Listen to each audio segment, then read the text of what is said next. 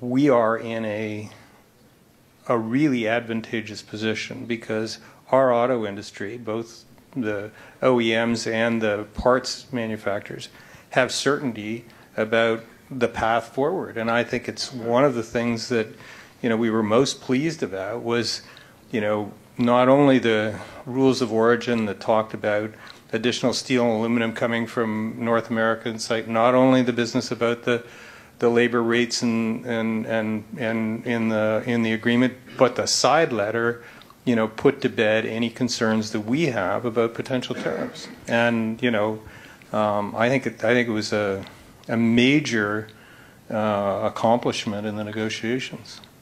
I suspect I know the answer to this, given this sort of a bit of foreshadowing we've heard from you, Mr. Ambassador, that you think that there is going to be possibly a resolution soon. But are you concerned with how much time USTR is spending focused on China with the ongoing negotiations there, that USTR officials that you need to deal with on this issue, on the issue of tariffs, are busy with another important concern for the United States, and that Canada doesn't really get the attention it needs to try and get this issue resolved?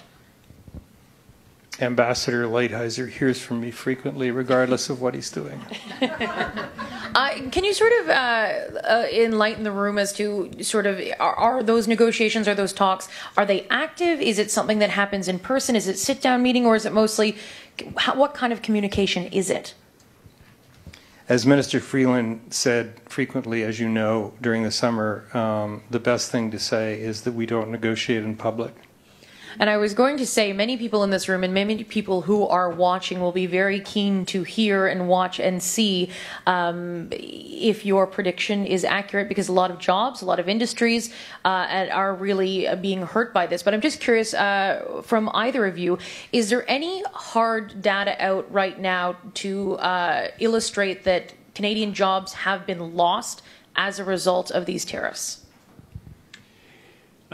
We're following the situation, and what we're hearing from industry is that they're in a situation where they're not running at full strength in terms of the use of labor, in terms of producing. Operations are still undergoing, but they're not operating at 100% capacity at a time when the economy is doing well in Canada. So, yes, it is having an effect.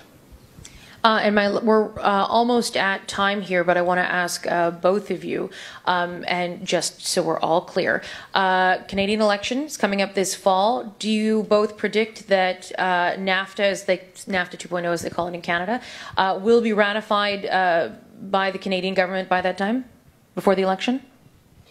Well, I'm an optimist, and I hope it will be, because it is such an important treaty for Canada and with the United States as well. This will lead to greater investment between both countries and a long period of stability, which I think is desirable for both countries. However, having said that, I will repeat the fact that it is a challenge with the tariffs that are in place. So you still want to, obviously Canada wants to see those tariffs removed, but you guys aren't willing to publicly share with all of us here today whether Canada's official position is no ratification as long as there's tariffs. I'm not going to share that, no. Okay. Well, I tried. All right, well, I'd like to thank both of you. We're at our time now, so thank you very much, Ambassador McNaughton and Minister Garneau. Thank you.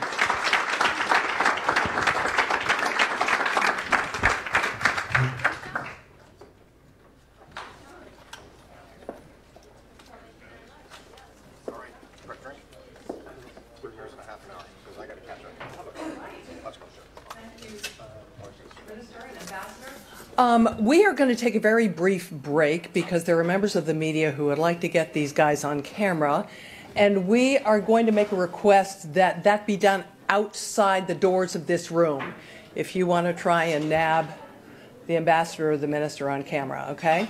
So we're going to take a